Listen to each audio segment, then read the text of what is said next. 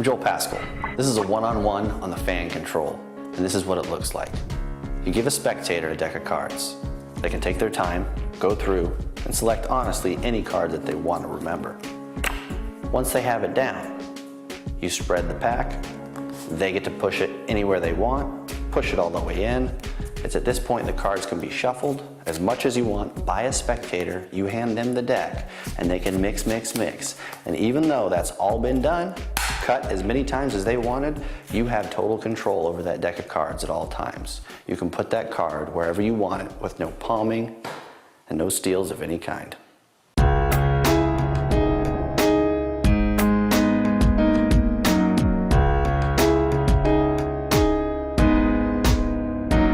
This is a really great control. It puts trust in your spectators. For that second, they trust that everything is on the up and up. So let's jump into this. I do this control at parties when I'm doing walk around. I hand somebody a deck of cards, I'll have them mix it up, inspect it, and then I go, you know what? Pull out any card you want. They'll look through the deck and they'll pull out a card. I make sure they hang on to that card and I kind of take the cards away from them, let them retain their card. I then fan the pack, just a basic, regular, traditional fan. It's at this point, you extend the fan to a spectator and tell them to put it back anywhere they want.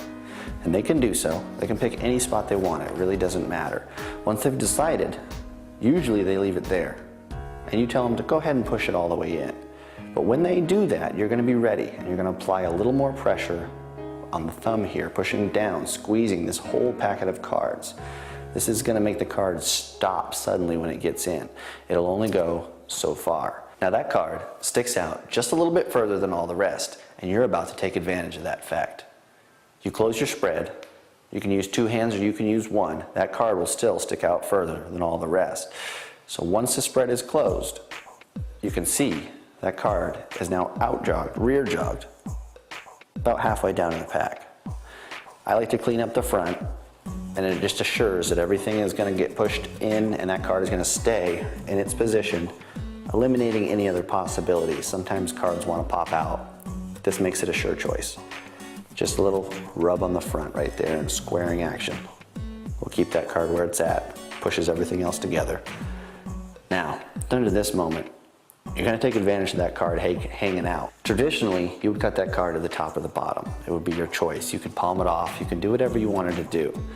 But I'm kind of a jerk, and I want you guys to be card jerks too. So you're going to take advantage of this fact right here and do a dirty little trick. You're just going to crimp that card by pushing it down.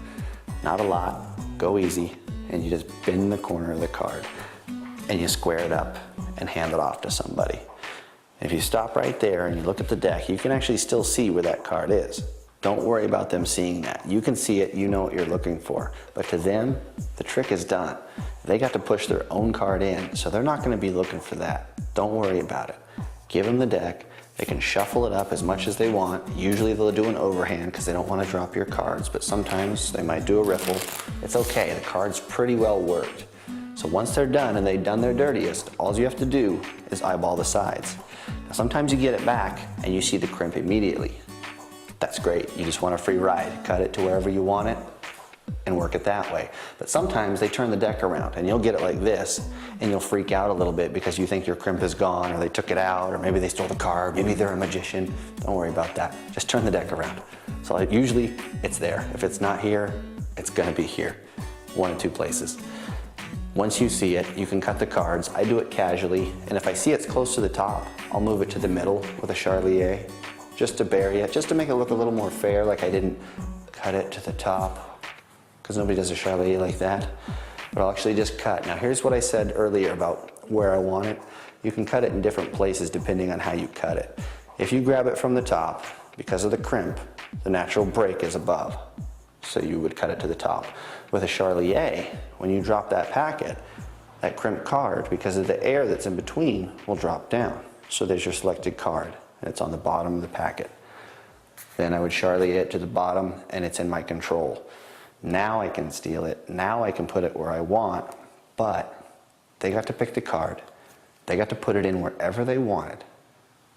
Shuffle it up, and you still have total control. That's pretty awesome. So now you know how it works. Let's take one more look at it in real time.